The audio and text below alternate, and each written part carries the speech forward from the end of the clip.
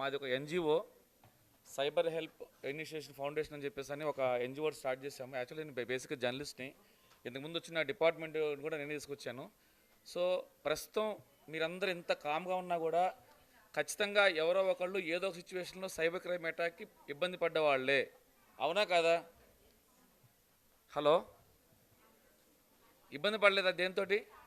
మీరు కానీ మీ రిలేషన్స్ కానీ మీరందరూ ఆన్లైన్లో ఉంటారు, అందరినీ నమ్ముతారు, కానీ మీరు ఎవరు మోసపోలేదా? ఫైనాన్షియల్ ఫ్రాడ్స్ కానీ ఇన్స్టాగ్రామ్లో హెరాస్మెంట్లు కానీ క్వైట్ న్యాచురల్.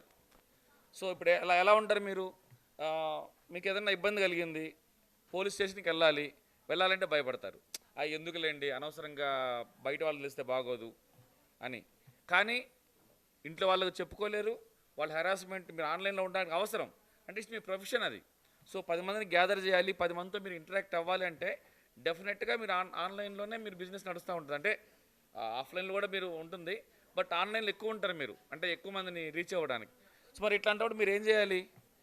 సో ఆ నేపథ్యంలోనే మేమందరం కలిసి ఒక ఎన్జిఓ స్టార్ట్ చేయడం జరిగింది. దీంట్లో ప్రధానంగా మా ఉద్దేశం ఏంటంటే డిపార్ట్మెంట్కి పబ్లిక్కి మీడియేటర్గా, అంటే మాదొక ఎన్జిఓ ఆర్గనైజేషను.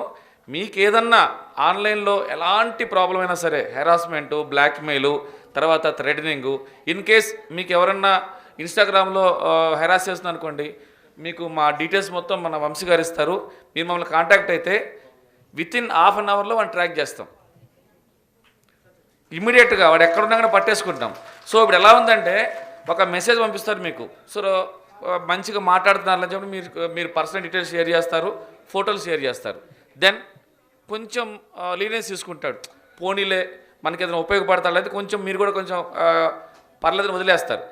దాన్ని ఛాన్స్ తీసుకొని ఇంకొంచెం ఫర్దర్ స్టెప్ వేసుకొని మీ ఫొటోస్ అంటే పర్సనల్ ఫొటోస్ తీసుకుని బ్లాక్మెయిల్ చేయడము, ఇంకా కొంచెం ఒక స్టెప్ ముందుకేసి మీతో ఇష్టం వచ్చిన మాట్లాడటం. అప్పుడు మీరేం చేయాలి? ఏముంది చెన్నిష్గా పోలీస్ స్టేషన్కి వెళ్తారా, లేకపోతే అతను బ్లాక్ చేస్తారా? బ్లాక్ చేస్తే మళ్ళీ ఇంకో ఐడితో వస్తాడు. మీకు తెలుసో తెలియదో చాలామంది బయటపడట్లేదు. 90% ఉమెన్ ఖచ్చితంగా ఏదో ఒక సైబర్ క్రైమ్ అటాక్ గురయ్యారు. అంటే సైబర్ క్రైమ్ అటాక్ అంటే ఎవడో బయటోడు మనం మోసం చేయడం కాదు, మనకు తెలిసిన వాళ్ళు, మన ఫేస్బుక్ ఫ్రెండ్స్, ఏదో రకమైన ఇది మీకు ఖచ్చితంగా జరిగే ఉంటుంది, కాబట్టి బయటపడట్లేదు. సో ఇట్లాంటప్పుడు మీరు